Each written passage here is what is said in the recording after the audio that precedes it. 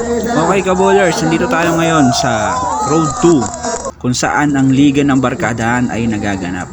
At syempre, nandito ang team ng Road 10, no? Nag-entry sila rito bilang isang guest team dito sa Liga ng Barkadahan. At syempre ngayon, papapanood natin si Resty Gonzales kung paano siya maglaro. At sino nga ba talaga si Boss Resty Gonzales ng team ng Road 10? Tara, abangan natin at panoorin. Tignan kung paano siya maglaro. Alright!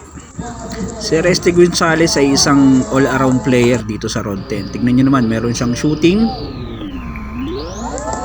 Tapos isa rin siyang high flyer. Siyempre, isa rin siyang defensive player. Kita nyo naman kung paano niya susundutan dyan. Ayun, huling-huli sa likod. Grabe si Resty, na-foul siya rito pero hindi nga lang na.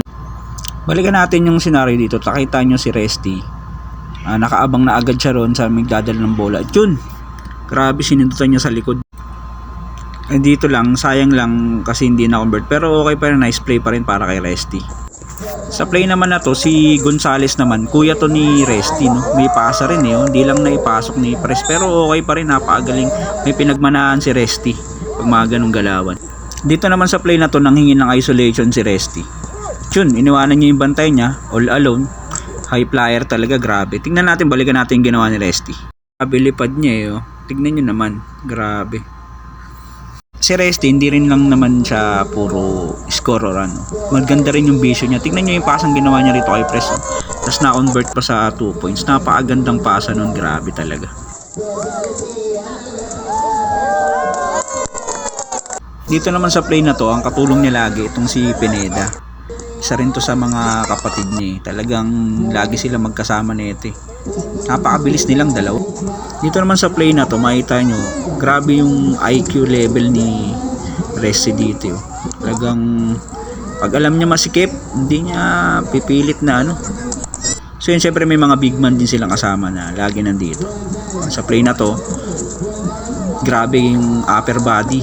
Hindi siya ganun kalaki pero gumagamit ng upper body lagi si Resty. Ito sa play na to, pinapausog niya yung kuya niya. Ito, grabe din yung vision niya sa court. Lahat kita niya. Alam niya kung paano diskarte. Lahat nung defender nakatingin sa kanya. Sabay ipapasa niya sa ilalim sa big man. Hindi nga lang na-convert pero foul. Napakagandang pasa, grabe. Talagang pag may opportunity, nakikita niya yung mga papasaan niya sa ilalim. Tingnan niyo, yung taas Pero nakuha pa rin ni Ranigo. Si Ranigo yung sentro na ngayon ng Road 10 na hirap din, unstoppable din. Dito sa play tataka ako ba't tinawagan siya ng offensive foul dito. Parang wala naman. Pero syempre, referee's decision, wala tayong magagawa.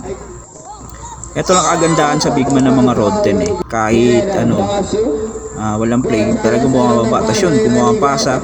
Minsan hindi nga lang nako-convert. Pero napakaganda talagang vision ni Resty pagdating sa mga big man niya.